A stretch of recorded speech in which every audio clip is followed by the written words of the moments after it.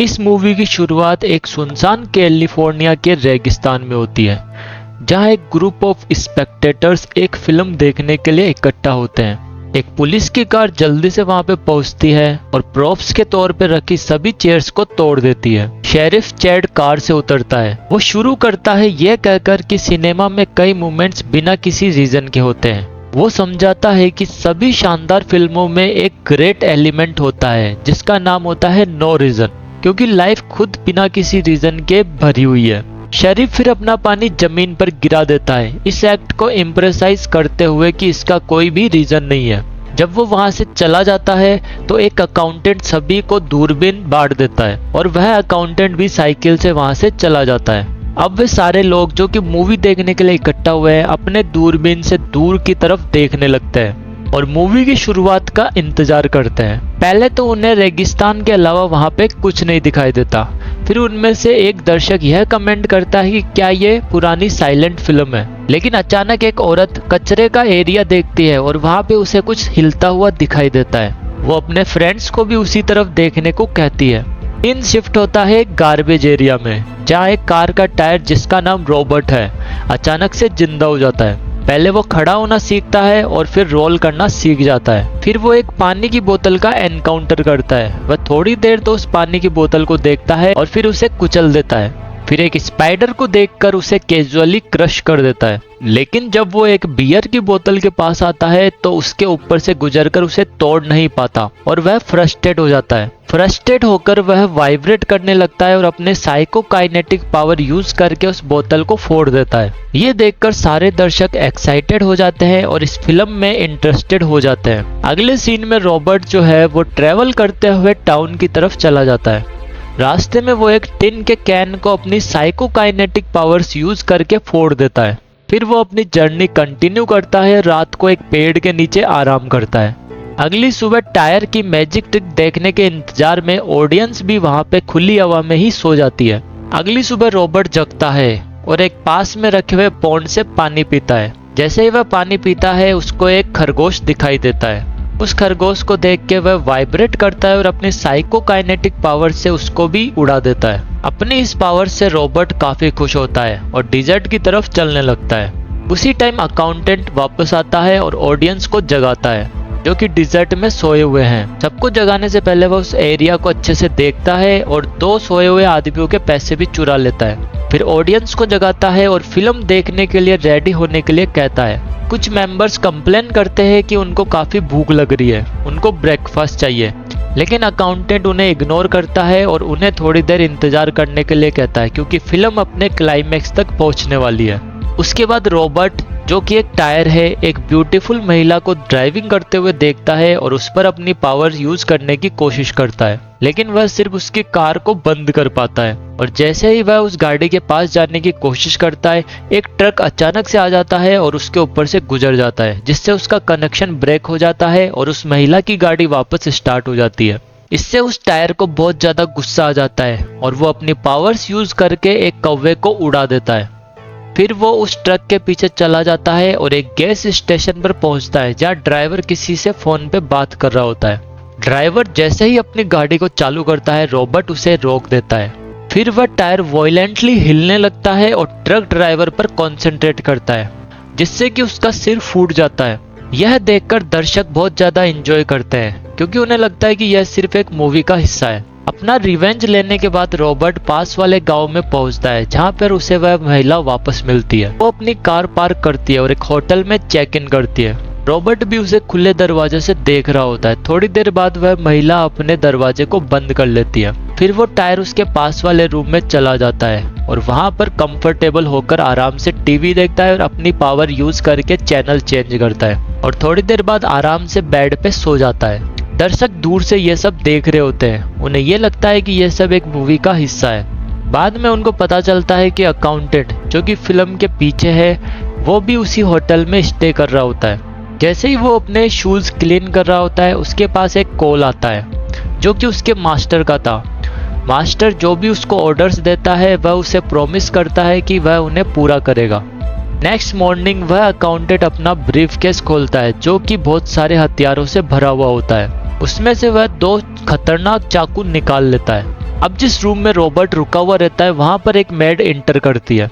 वह देखती है कि टायर के निशान से बेडशीट बहुत ज्यादा गंदी हो रखी है और वह सोचती है कि रूम में टायर कहाँ से आया। फिर वो शॉवर की तरफ जाती है और वहां पे रॉबर्ट को देखती है और उसे उठा के बाहर फेंक देती है और यह सोचती है कि किसी गेस्ट ने यहाँ पे प्रैंक किया होगा। लेकिन इससे टायर को गुस्सा आ जाता है और वह उसी तरह साइकोकाइनेटिक पावर यूज करके उसके सिर को फोड़ देता है। थोड़ी देर बाद होटल के ओनर का बेटा नोटिस करता है कि रॉबर्ट एक जिंदा आदमी की तरह बिहेव कर रहा है और वह ये देखकर उसको रूम के अंदर लॉक कर देता है और ये सारी बात अपने पिता को जाके बताता है। लेकिन उसके पिता उस पर विश्वास नहीं करते और सोचते हैं कि वह झूठ बोल रहा है और उसे ये कहते हैं कि उसको परेशान ना करे और जाकर पिज्जा लेके आए। वह लड़का साइकिल पर रोड से जा रहा होता है, तभी वहां पर पुलिस आ जाती है उस नौकरानी के मर्डर को इन्वेस्टिगेट करने के लिए। फिर दर्शक को दिखाया जाता है और अकाउंटेंट उनके पास आता है और उनके लिए खाने के लिए कुछ लेकर आता है।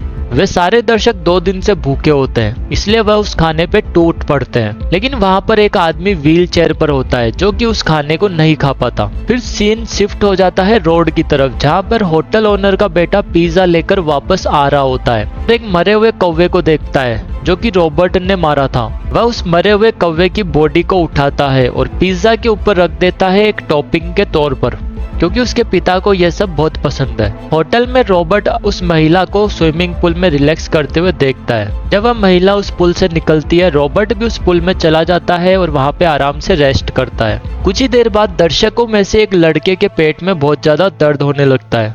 उसके पिता को लगता है कि उसने शायद जल्दी से खाना खाया, इसकी वजह से उसे दर्द हो रहा है। लेकिन सारे लोग ही वहां पे बीमारी का शिकार हो जाते हैं और कुछ लोग वॉमिटिंग भी करते हैं। व्हील चेयर पर बैठा हुआ आदमी जो कि उस खाने को नहीं खाता, वह कहता है कि उस खाने में जहर था, क्योंकि वो अकेला है जो कि वहां पे बीमार नहीं हुआ। थोड़ी देर बाद ही सारे दर्शक उस खाने को खाने की वजह से मर जाते हैं और सिर्फ व्हील चेयर पर बैठा हुआ आदमी ही जिंदा बचता है। फिर वापस होटल की तरफ दिखाया जाता है, जहाँ पे पुलिस ऑफिसर शेरिफ चैड उस नौकरानी के मर्डर को इन्वेस्टिगेट करने आया हुआ होता है। होटल ओनर का बेटा उस पुलिस ऑफिसर को कन्विंस करने की कोशिश करता है कि वह टायर जिंदा है, क्योंकि उसने देखा था उसे रूम में जाते हुए जहाँ पर उस नौकरानी की बॉडी मिली थी।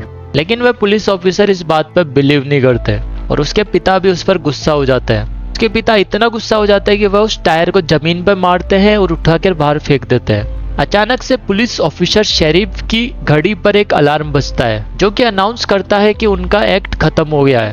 वो होटल ओनर को घर जाने के लिए कहता है और ऑफिसर्स को भी अपने घर वापस जाने के लिए बोलता है। लेकिन बाकी के ऑफिसर्स यह अज्यूर करते हैं कि यह रियल लाइफ है, क्योंकि उनके पास एक डेड बॉडी है। शेरिफ चैड एक दूसरे पुलिस ऑफिसर को अपने आप को शूट करने के लिए बोलता है। सरप्राइजिंगली उसे वह गन शॉट हर्ट नहीं करता, क्योंकि उसने फेक ब्लड के साथ एक बुलेट प्रूफ जैकेट पहन रखी है। और फिर वह कन्विंस करता है बाकी ऑफिसर्स को कि पूरी सिचुएशन फेक है और वो सब घर जा सकते हैं। लेकिन बाकी के ऑफिसर अभी भी कंफ्यूज होते हैं और मैड की डेड बॉडी के बारे में पूछते हैं। और शेरिफ चैड प्राउडली कहता है कि यह भी फिल्म का पार्ट है। लेकिन वह नौकरानी फिल्म खत्म होने के बाद भी नहीं जगती है। इससे वह पुलिस ऑफिसर भी चिंता में आ जाता है।